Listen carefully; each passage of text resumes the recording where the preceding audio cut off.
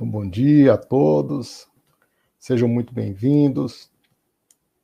Hoje nós vamos tratar das medidas cautelares alternativas à prisão, em especial toda a dogmática que está no entorno do artigo 319 do nosso Código de Processo Penal, tá? Então, bom dia aí, estamos prontos, né? Gente, a nossa exposição se baseia no capítulo 32 do nosso curso de Direito Processual Penal em Conformidade com a Teoria do Direito, publicado pela editora Noesis.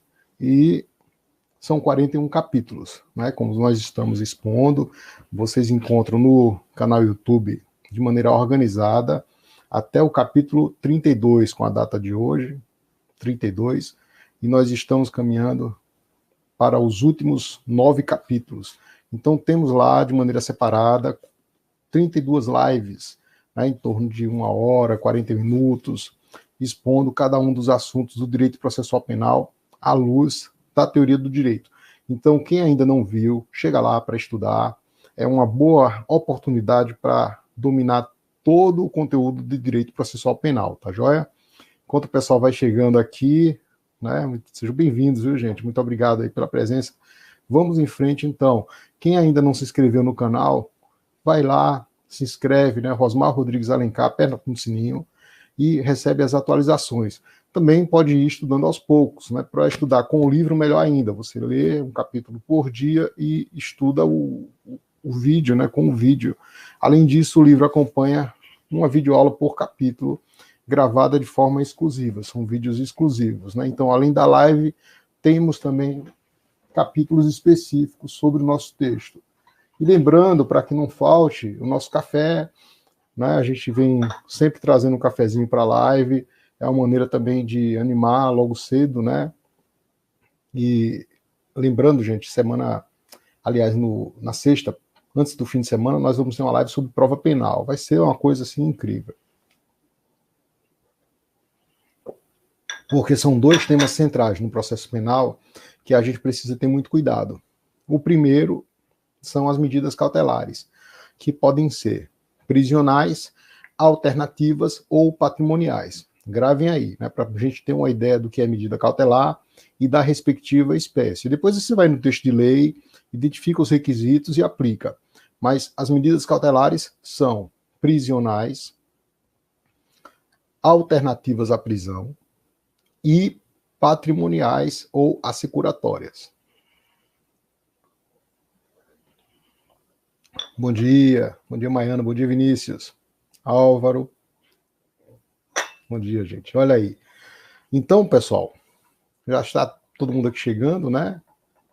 Facebook, Instagram, YouTube, tá? Nosso canal inclusive está tendo uma visualização muito legal, o pessoal está acompanhando as aulas, eu estou muito feliz com essa acolhida, com esse apoio, né? E vai ficar lá, gente, gravado, e para quem quiser assistir, né, de maneira livre. Então é só chegar, assistir, se tiver dúvida, coloca nos comentários, tá? Ontem nós expusemos o assunto sobre prisão provisória, né? Então fomos explicando prisão temporária, prisão preventiva, prisão em flagrante, distinguindo o que é cautelaridade do que não é cautelaridade, e hoje nós vamos continuar com isso, né? Lógico que para falar de medida cautelar, alternativa à prisão, nós temos que pressupor a prisão. O que tem de comum entre a medida cautelar alternativa à prisão e as prisões provisórias é que a medida cautelar é sempre provisória. Anotem aí. Medida cautelar nunca é definitiva. Ela cessa com o trânsito em julgado. Né? Trânsito em julgado cessa.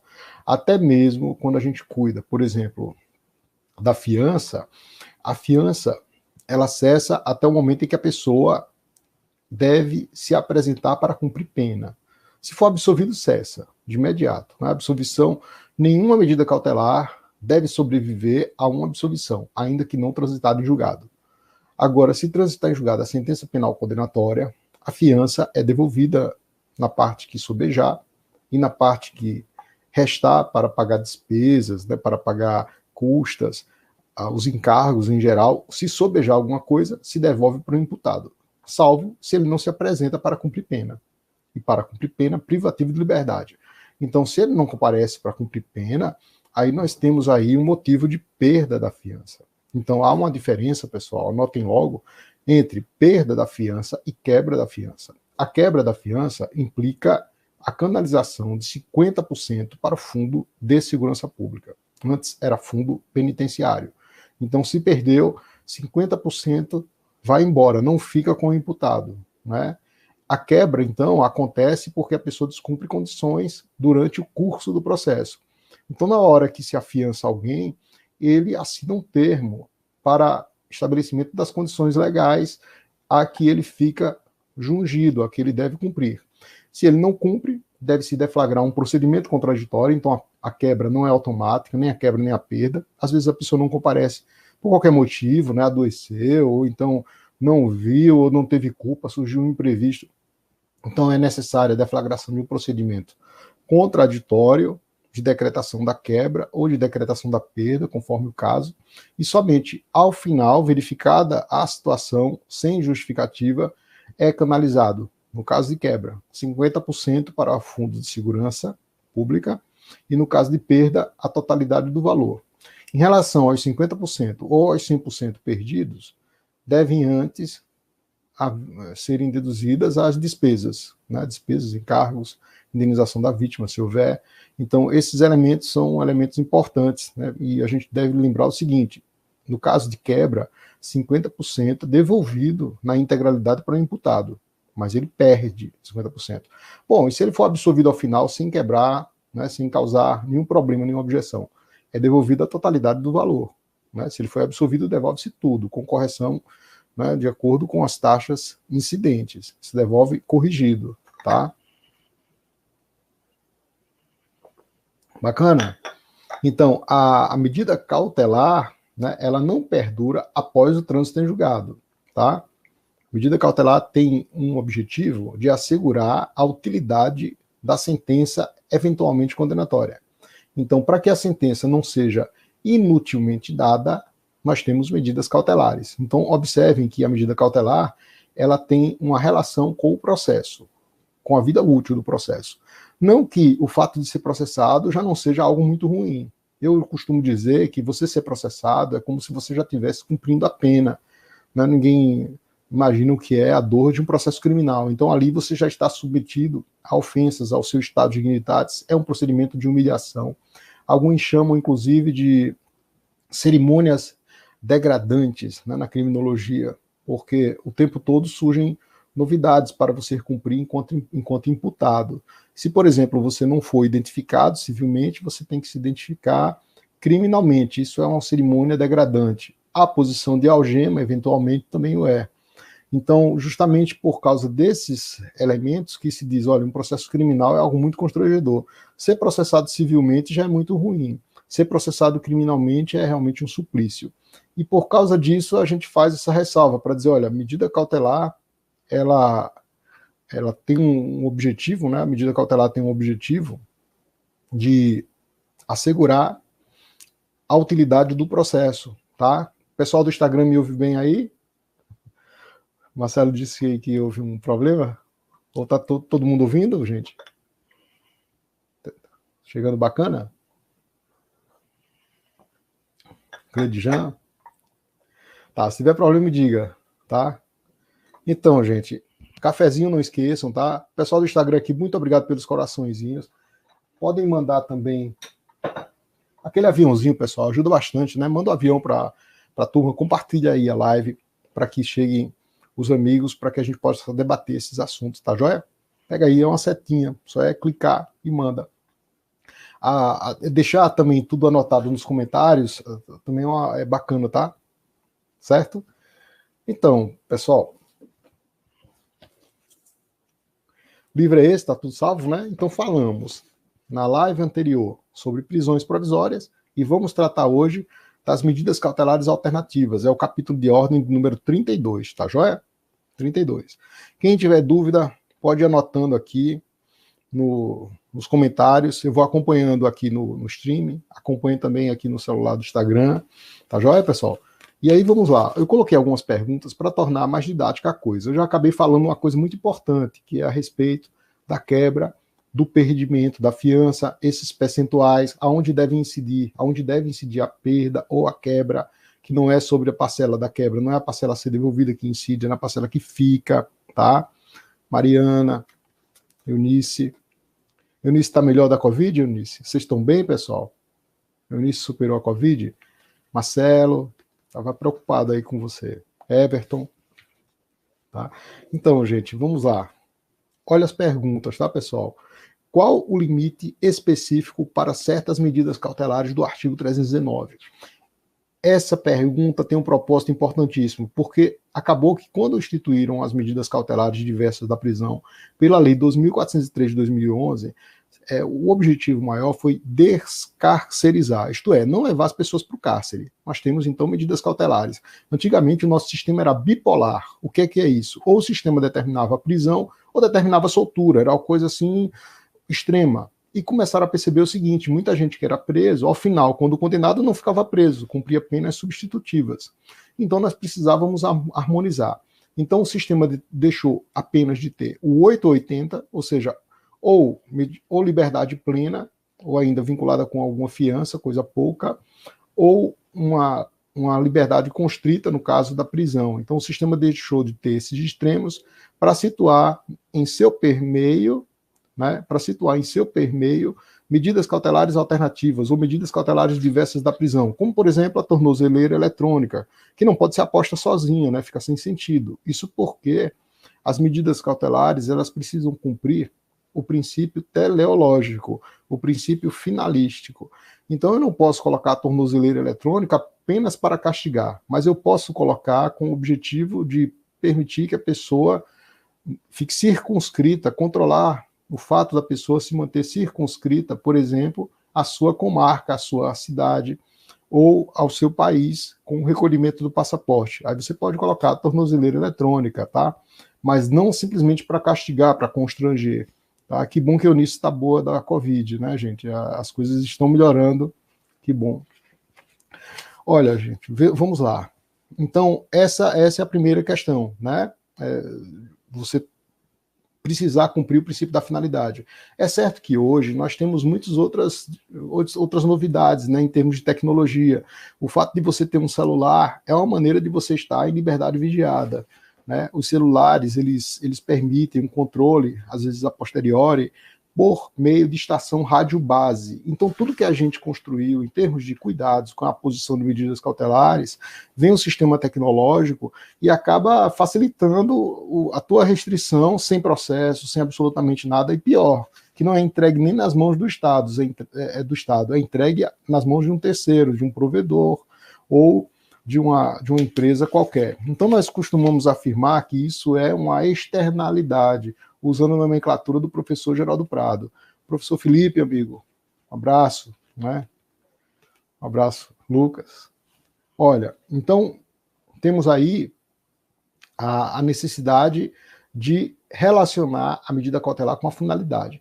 Mas existe outra principiologia que eu vou mencionar aqui para vocês. Essa pergunta, então, seria a primeira. Qual o limite específico para certas medidas cautelares? Isto é, para não banalizar as medidas cautelares. Já que hoje a gente tem outras medidas, isso não quer dizer que nós precisemos sempre impor essas medidas, independentemente de critérios de necessidade, né, de adequação. Então, não é porque hoje nós temos medidas menos onerosas que a prisão, que a medida cautelar deve ser imposta como regra, só se for necessário. Ou seja, a pessoa não precisa estar lá sempre ligada ao processo. Né? A medida cautelar é uma forma de você criar um nexo com o processo, relacionar com o processo. Né? Então, a pessoa, se descumprir a medida, pode ter a sua liberdade cerceada. Então, a medida cautelar serviria para isso. Mas não é por isso que você vai impor em relação a todas as pessoas sem nenhuma justificativa. Então, quais são os limites? Aí nós vamos ver aqui. Quais são os limites para impor medida cautelar? Nós vamos ver. Né? Se não é o caso de prisão, a medida cautelar também não pode ser banalizada, generalizada e aplicada para todo e qualquer acusado, simplesmente para ver a pessoa vinculada ao processo com um incremento do constrangimento. A outra questão, quais os princípios que informam a aplicação das medidas cautelares? A gente já falou aqui em alguns princípios, como o princípio teleológico, o princípio da finalidade, mas existem outros princípios. Gente, princípio, aqui a gente está tomando como norma jurídica, que é aquilo que nós extraímos no nível do pensamento, a partir de fragmentos de texto ou a partir do próprio texto. Lembremos lá das nossas primeiras aulas a respeito da aplicação da teoria do direito ao processo penal. E lá nós falamos, olha, princípio, norma, você precisa sempre de um texto de direito positivo que seja reconhecido como fonte estatal. Isso para evitar o arbítrio. Então temos uma forma de derivação dos princípios. E os princípios podem sim ser derivados, não só de um apenas artigo, né, de apenas um ou dois artigos. Ele pode ser derivado, se houver compatibilidade, de relação entre os artigos, de mais de um artigo, né? Nós podemos ter, então, fragmentos de artigos para construir um princípio, tá joia? Além disso, pessoal, o rol das medidas cautelares é taxativo ou exemplificativo, né? Qual a natureza do rol das medidas cautelares? Seria um rol que permitiria a construção de outras medidas cautelares, exemplificativo, ou só seriam aquelas do artigo 319 ou de alguma lei de regência, alguma lei específica. Nós vamos ver isso também. Além disso, a última questão que eu elaborei aqui para a gente dar direcionamento à nossa live. As medidas cautelares, né? As nossas medidas cautelares, elas devem ser excepcionais? Elas devem ser ultima ratio? Ou ultima ratio é apenas a prisão, né? Então, essa é uma questão também importante que se relaciona com aquilo que eu acabei de falar, para que elas não se generalizem, né? Então, elas são ultima ratio, tá? Ainda, quais as formas de fiança? Tá? Existem formas de fiança? Vamos então começar, gente, olha, vamos começar pela forma de fiança, né? Assim, medida cautelar é uma maneira de você conferir ao processo uma eficácia, né? Você proteger o processo, dar a ele utilidade, né? Para que não se perca aquela atividade estatal e para que, ao final, seja aplicada a medida cabível, se não for a hipótese de absolvição. A absolvição, aliás, deve vir primeiro e subsidiariamente a condenação. Essa é a regra, né? Se a gente confrontar o artigo 386 e 387. O 386 diz: o juiz absolverá, mas o 387 trata dos requisitos da decisão condenatória e não manda você condenar. Então, a medida cautelar seria uma forma de asseguramento do processo, de garantia. E medida cautelar pode ser patrimonial, pode ser alternativa à prisão ou pode ser prisional. Vimos a prisional e hoje estamos vendo as medidas cautelares alternativas à prisão, tá? Além disso, gente, a fiança é uma das formas de medida cautelar, mas ela não está apenas no 319, e aqui vem a distinção entre as espécies de fiança. Nós temos fiança própria e fiança imprópria. A fiança própria é aquela tradicional, que já conhecíamos, aquela que combate a prisão em flagrante. Então, toda vez que alguém é preso em flagrante, surge a possibilidade de prestar fiança se o crime comportar. Isso porque existem crimes que contêm proibição expressa no sistema de concessão de fiança. Temos crimes, então, que na essencialidade não admitem fiança. São as proibitivas, né? As vedações peremptórias da fiança. Então, crimes, por exemplo, de racismo, né? A própria Constituição diz que não pode ser concedida fiança. Crime contra a ordem democrática. Esses delitos, então, são capitulados na Constituição da República e também no nosso Código de Processo Penal. Além disso, nós temos as hipóteses de impeditivas de fiança.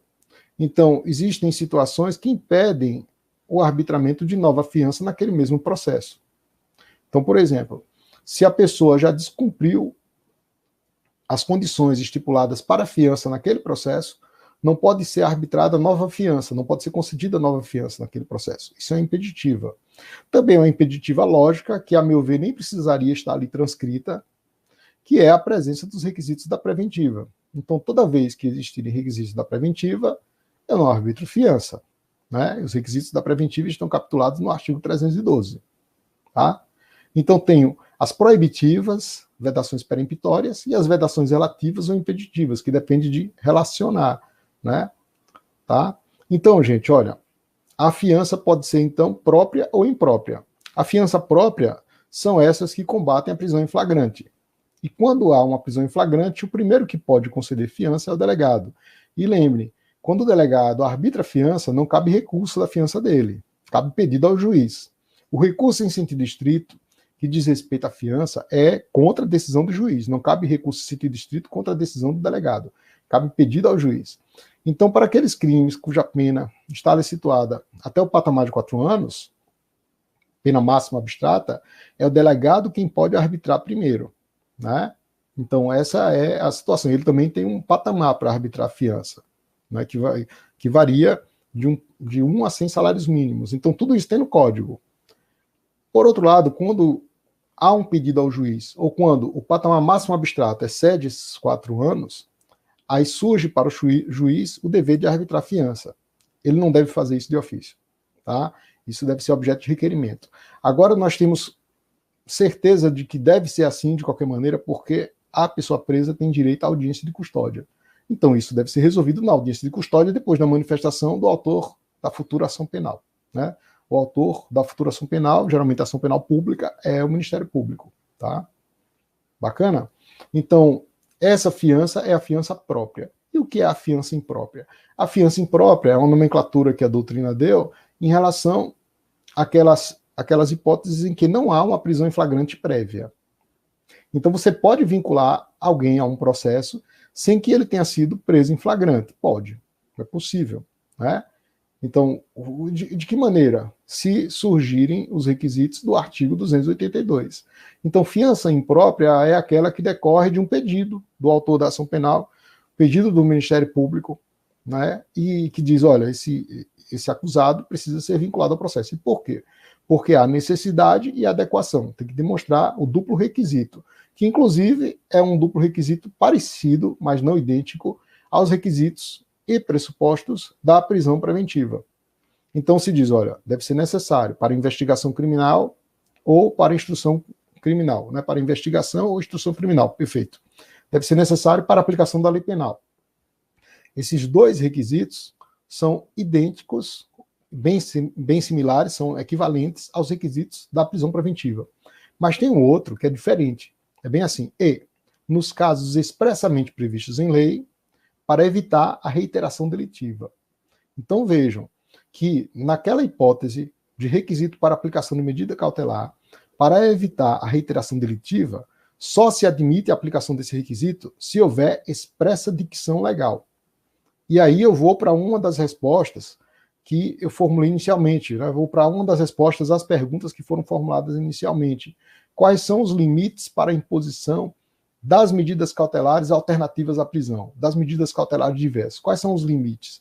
Um dos limites se refere a essa hipótese de reiteração delitiva. Em caso de risco de reiteração delitiva, somente nas hipóteses expressamente previstas em lei. E lá no 319 nós temos algumas medidas cautelares que são lá bem expressas, né? Olha, nesse caso, para evitar o risco de reiteração delitiva, né? E não deixamos de lembrar, né, uma lição que é nos dada pelo professor Geraldo Prado, que esse tipo de argumento previsto na lei é um argumento tanto perigoso, né? Porque você supõe que a pessoa vai reiterar na prática delitiva.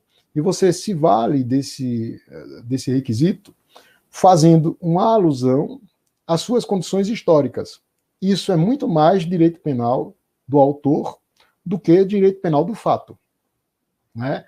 Porque eu estou julgando cabível a medida cautelar, não em razão do que ele fez ou do que ele efetivamente representa, mas em razão da sua história, em razão do que ele é.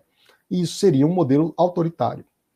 Bom, então, nos casos expressamente previstos, significa dizer que eu tenho que ir para os incisos do artigo 319 e identificar lá qual é o inciso, né, qual o dispositivo que diz que só deve ser aplicado se a pessoa reiterar.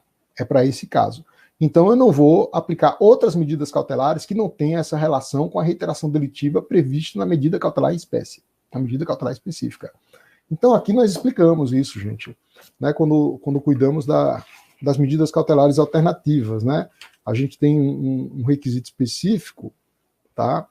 E isso precisa ser observado. É para os casos de fiança imprópria. Bacana? Fiança própria, que decorre da prisão em flagrante. Fiança imprópria, aquela que decorre de maneira autônoma, tá? Joelson, um abraço. Aécio.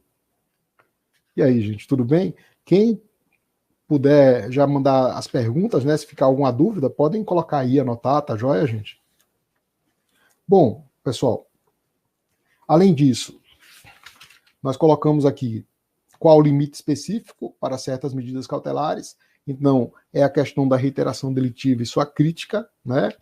Quais são as formas de fiança, fiança própria e imprópria. Ainda, gente, quais são os princípios que informam as medidas cautelares diversas da prisão? Vocês sabem?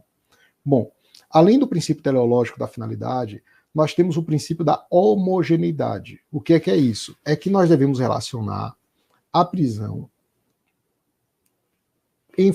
preventiva, a possibilidade de prisão preventiva ou a impossibilidade de prisão preventiva com as medidas cautelares em espécie. Vou explicar. É uma relação entre a prisão preventiva, a prisão definitiva e a medida cautelar.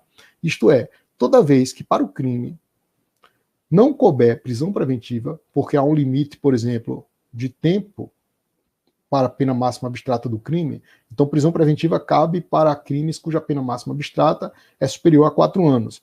Então, nessas hipóteses, eu não devo aplicar a prisão preventiva. Então, cabível, em tese, medidas cautelares diversas.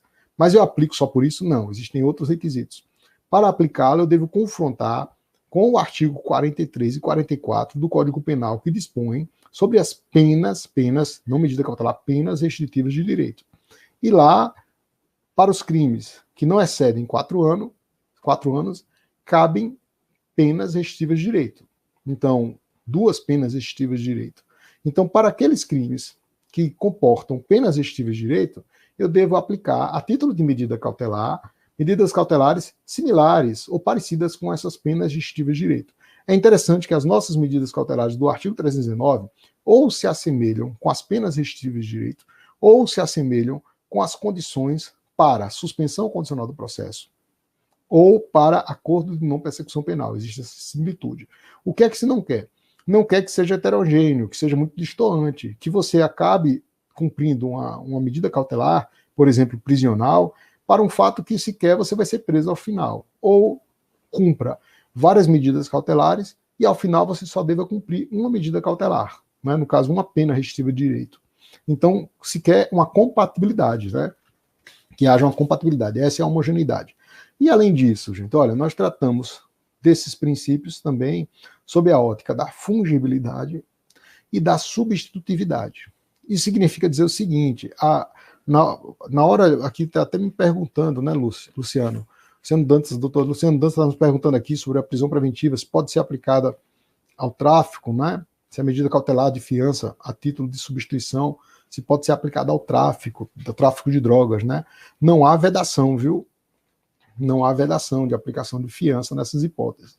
Naturalmente que será aferida a adequação e a necessidade. Mas é possível, especialmente nos tráficos cuja modalidade é privilegiado, tráfico de pequena proporção. Né? Dizem até que tratar tráfico privilegiado não seria nenhum privilégio, afinal de contas a pessoa afinal é presa, né? Então não tem privilégio nisso. Ou a pessoa cumpriu uma pena restritiva de direito, não tem privilégio nisso, você está suportando ônus. Aí eu geralmente pergunto, a pessoa quer uma pena restritiva de direito de presente, né? quer uma prestação de serviço à comunidade de presente, então essa possibilidade de aplicação de medida cautelar diversa da prisão ao crime de tráfico, não há vedação legal e é possível desde que observada essa proporção. Né? O princípio da proporcionalidade, inclusive, é um princípio que incide na aplicação das medidas cautelares diversas da prisão. Então eu preciso fazer uma relação de proporção, e quando eu falo de proporção, eu menciono aqueles 3 elementos, né, um tripé, que falei para quase todos os assuntos das nossas aulas. É exigibilidade ou necessidade. Então, é exigível a medida cautelar? Digamos que haja necessidade. Olha, precisamos criar um liame para essa pessoa. É exigível. Exigibilidade. Depois, a adequação. Né? O juiz de proporcionalidade exige adequação também. Adequação é conformidade. Né? Existe aí, então, a noção subsuntiva. Você precisa fazer uma relação que evidencie que existe um encaixe. Tá? Então, essa conformidade também é uma ideia que deve permear a escolha da medida. Mas depois eu vou para o terceiro e último teste, que é fazer um comparativo entre essas medidas.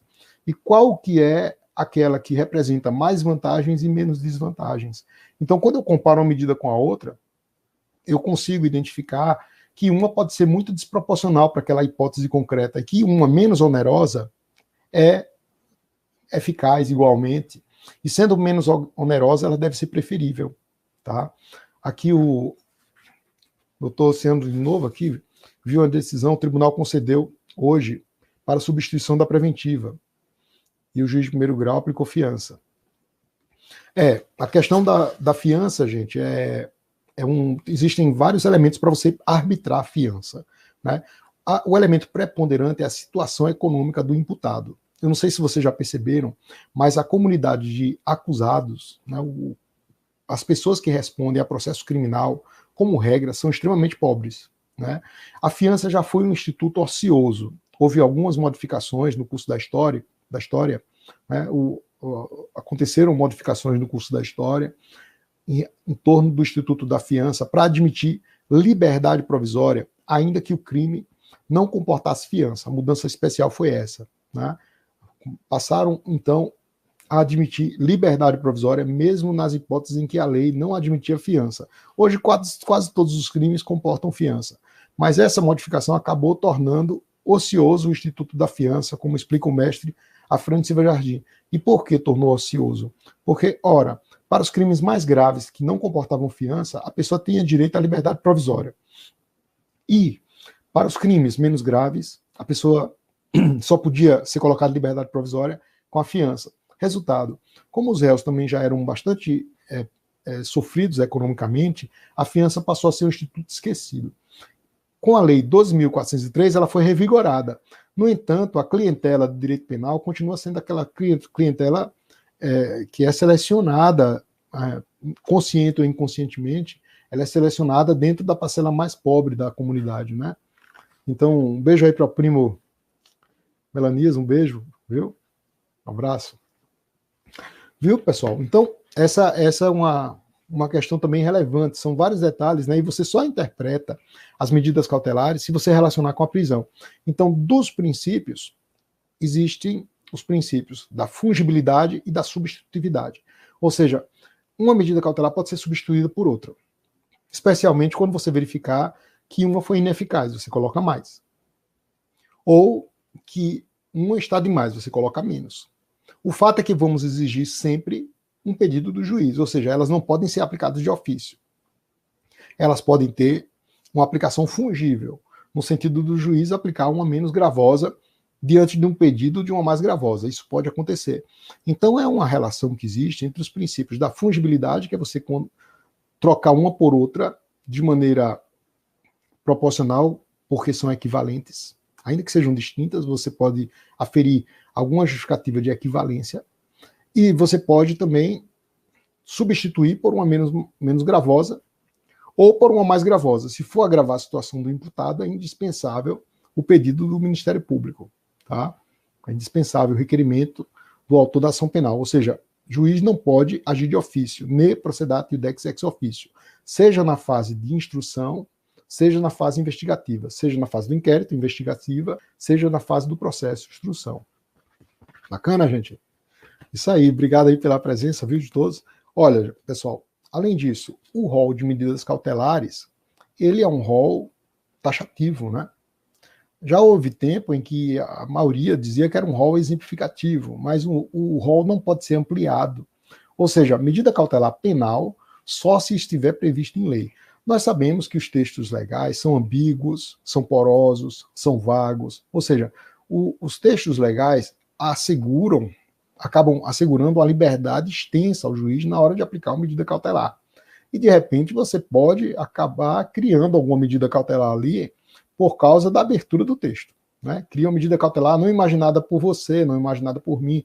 Mas dá para enquadrar naquele inciso do artigo 319. Né? No 319 nós temos vários, né? Temos a monitoração eletrônica, temos a proibição de sair da comarca, né?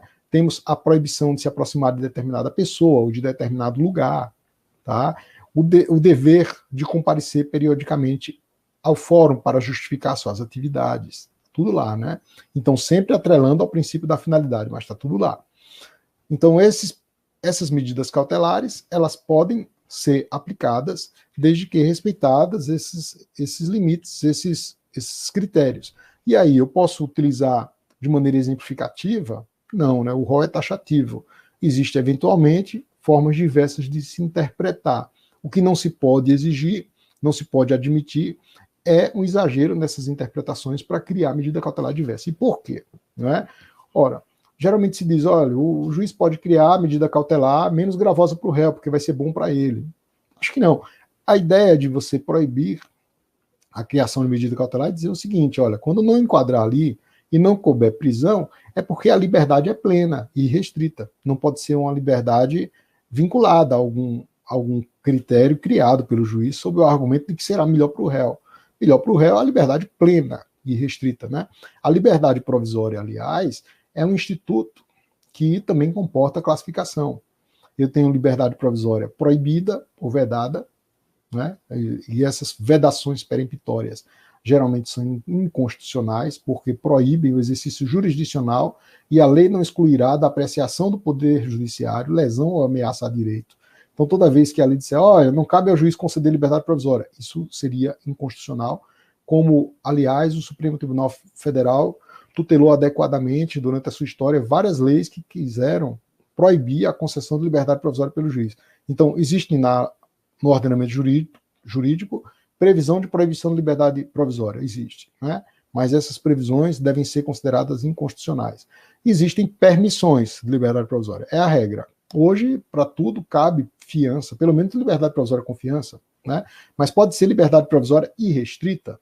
Por exemplo, se alguém comete um crime de lesão corporal no trânsito e presta socorro. Prestou socorro, a liberdade provisória é irrestrita, né? Esse nome provisório aí até vai ficar um pouco solto, porque o nome provisório diz respeito a uma tradição nossa, né, uma tradição de relacionar a pessoa ao processo sob condições, e se ela descumprir essas condições, que pode ser restabelecida ou imposta uma prisão, tá? Então, por isso que se chama de provisória, mas, na verdade, a prisão é que é provisória, né? Então, o sentido que se dá provisória, quando se trata de liberdade provisória, é um sentido de liame, é um sentido de que se está definindo a situação jurídica da pessoa, porque existe em trâmite, né, uma persecução penal, seja ela investigação, seja ela processo. Aqui temos perguntas já, né? De Lourdes Nogueira. Professor, as medidas protetivas da Lei Maria da Penha têm natureza jurídica de medida cautelar? Olha, nós temos lá uma dúvida, né? O texto é um tanto ambíguo. Alguns dizem que aquelas medidas cautelares da Lei Maria da Penha seriam só de natureza cível. Eu penso que não. A própria lei, ela traz uma nota de ambiguidade quando diz que os juizados de violência doméstica reúnem competência de natureza cível e criminal. Então, a medida ali prevista, ela é uma medida legal e que pode ser cabível dentro de um processo cível e dentro de um processo criminal. E essa conclusão nós tiramos do próprio texto quando faz uma simbiose entre as competências cível e criminal. Eu posso até discordar da forma de redação do texto, né? Posso achar que esse texto ele acaba confundindo, mesclando, né, e usando de técnica que não seria mais adequada, porque não contorna de maneira precisa as competências e os órgãos jurisdicionais conforme a nossa tradição, que foi sempre uma tradição de separar, uma tradição separatista. Então traz um sistema da confusão em termos de competência dos juizados de violência doméstica, tá? Então, em síntese, nós podemos dizer que aquela medida, no texto, ela não é nem civil, nem criminal isoladamente, mas na aplicação ela pode ser aplicada em um processo criminal sem nenhuma dúvida, né? Isso me parece bem plausível. A derivação você faz inserindo no processo criminal a medida protetiva, desde que relacionada com o fato. O que eu não posso fazer é aplicar uma medida daquela sem relação alguma e sem respeito à principiologia. Ou seja, a finalidade, ela não pode ser aplicada só para castigar, tem que ter uma finalidade para o processo penal, né? Então, uma finalidade cautelar para o processo penal. Ela deve ser respeitante à proporcionalidade, então não pode ser uma medida exagerada. Ela deve cumprir o princípio da motivação, então nós precisamos de fundamentação à luz dos critérios de necessidade e adequação do artigo 282 né, do Código de Processo Penal, que são os pressupostos e requisitos para a aplicação das medidas cautelares alternativas à prisão, os pressupostos gerais. Tá? Existe até menção ali, uma noção indicativa de se deve considerar a periculosidade da pessoa. A nossa posição em relação à periculosidade é uma posição contrária. E por quê?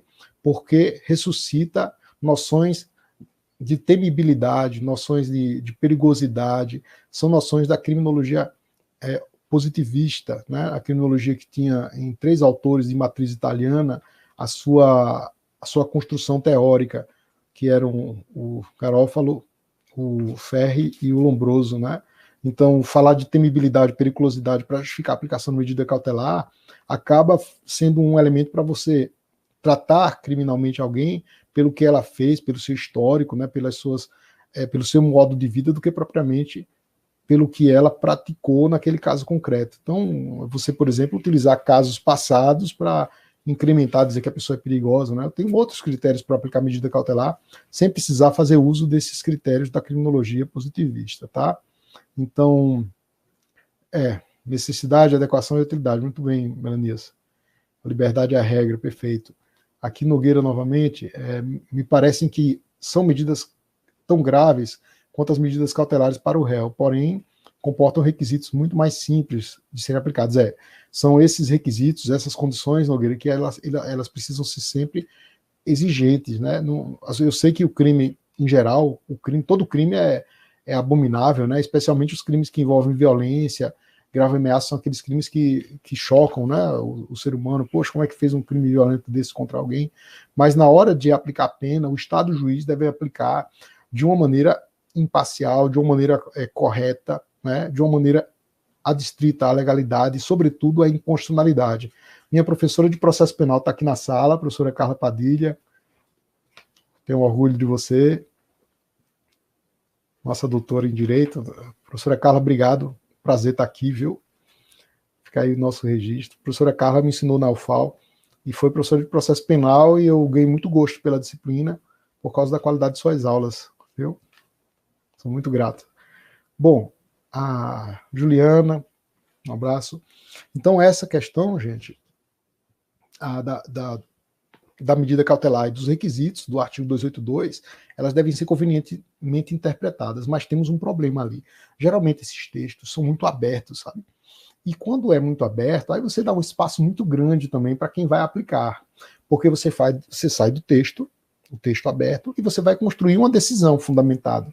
Ora, se eu tenho lá, por exemplo, é para garantir a ordem pública, como no caso da prisão preventiva. Pessoal, ordem é tudo, né?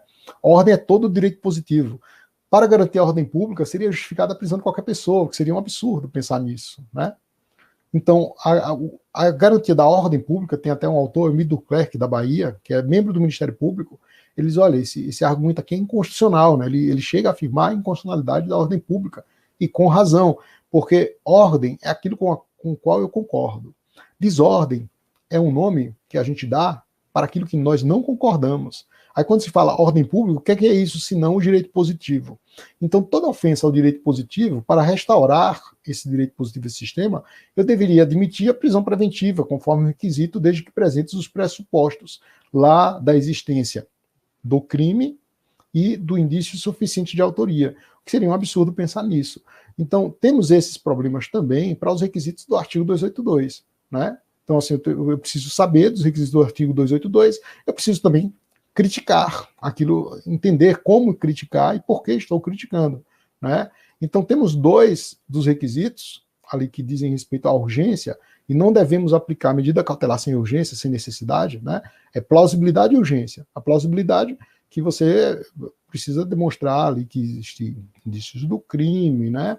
Existem indícios da autoria, né? Existem elementos que demonstram materialidade e autoria do crime, existem aqueles elementos que demonstram tanto a materialidade quanto a autoria, e existem os demais elementos que, conjugados, permitem dizer que há uma conformidade ao ordenamento jurídico. Além disso, a urgência, a necessidade, né? Então, necessidade para quê? Necessidade para se garantir a ordem pública, né? Lá na prisão preventiva. Mas no 282 nós não temos isso, nós temos necessidade diante do risco de reiteração delitiva e somente nos casos expressamente previstos em lei. Além disso, nós temos 2 outros requisitos que coincidem com o da prisão preventiva. Né? Aí vamos lá. Necessidade de aplicar garantia, né, para aplicar a lei penal, garantia de aplicação da lei penal, ou a necessidade ainda enquanto garantia para assegurar a instrução criminal. Né? Então, aplicação da lei penal, instrução criminal. Então, a pessoa está, por exemplo, destruindo provas, a pessoa está dificultando as investigações. Espera aí, né? Não quero que ela vá, por exemplo, à delegacia interferir na atividade do delegado, né? Não quero que ela vá até o perito interferir na atividade do perito. Então eu digo, olha, eu vou proibir que você se aproxime daquele lugar, daquela pessoa, e para isso vou colocar-lhe uma tornozeleira eletrônica, um sistema de monitoração eletrônica, é possível. Né? Mas por quê? Porque tem justificativa.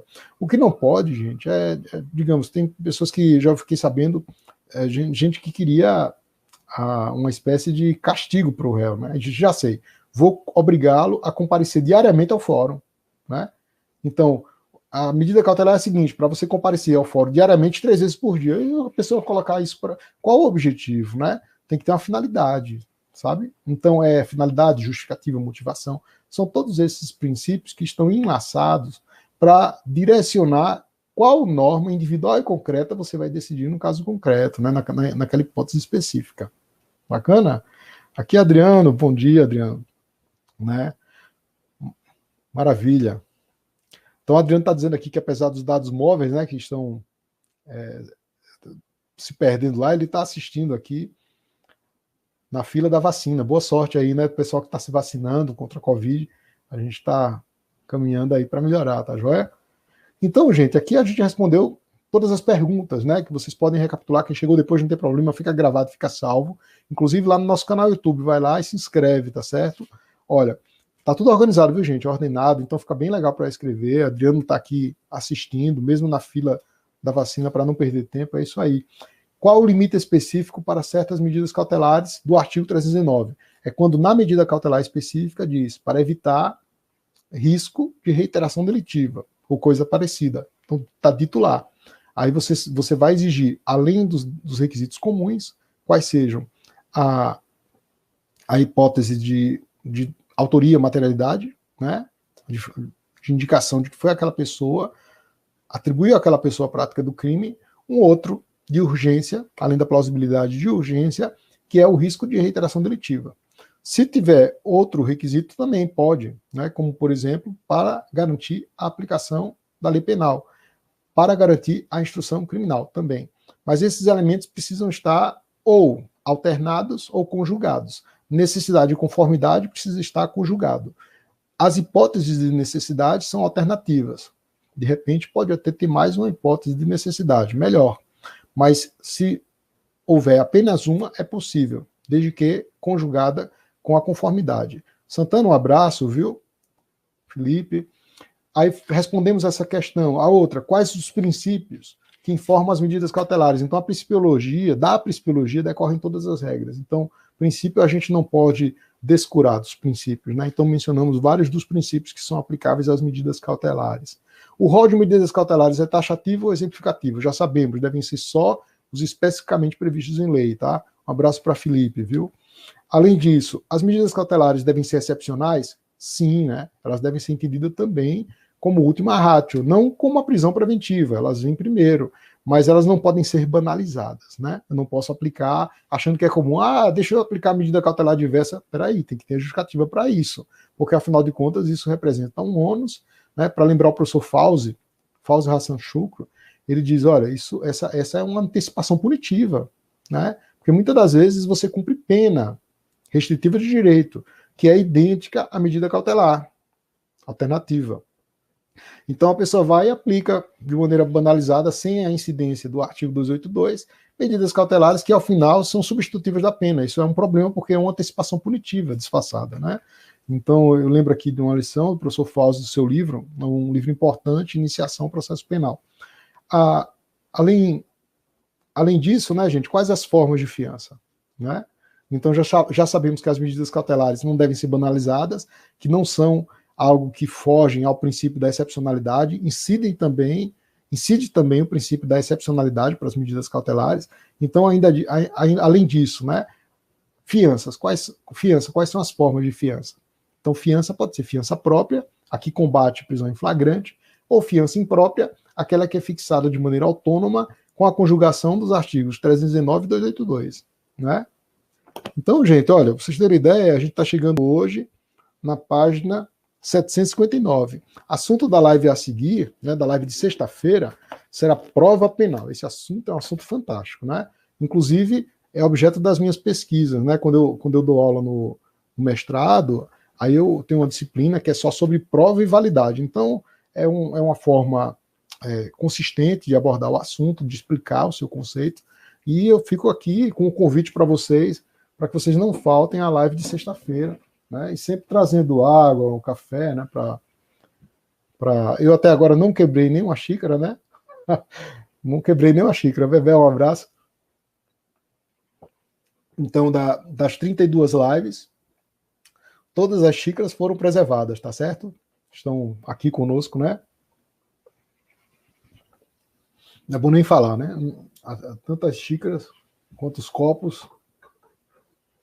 O café que eu estou tomando aqui é da Bebel, que acabou de entrar. Ela que me deu, muito obrigado. Tá uma delícia.